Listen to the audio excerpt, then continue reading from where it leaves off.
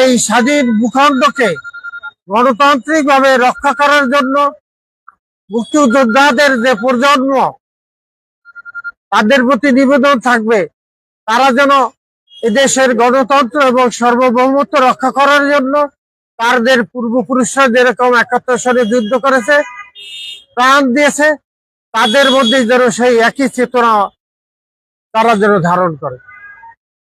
মানুষ তো দীর্ঘদিন থেকে ভোট দিতে পারে না, আগামী নির্বাচনে আপনাদের মুক্তিযোদ্ধাদের কি ভূমিকা থাকবে?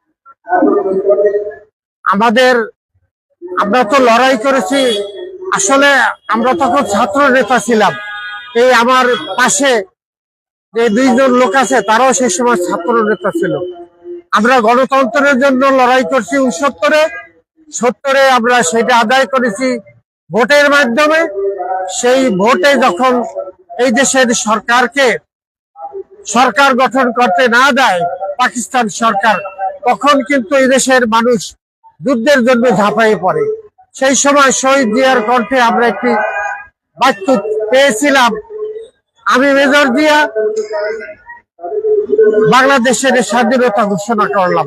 এটা বাংলায়, ইংরেজিতে বলেছিলেন I major Zia declare the independent of Bangladesh. আমরা সেই সময় তার সেই কথার উপরে ভিত্তি করে আমরা ছাত্র জনতা ঐক্যবদ্ধ থেকে আমরা যুদ্ধ করেছিলাম। আগামী নির্বাচনে কি বার্তা দিবেন তরুণ সমাজকে দিতে চাই, তারা দীর্ঘ এই ১৬-১৭ বছর ভোট দিতে পারে নাই।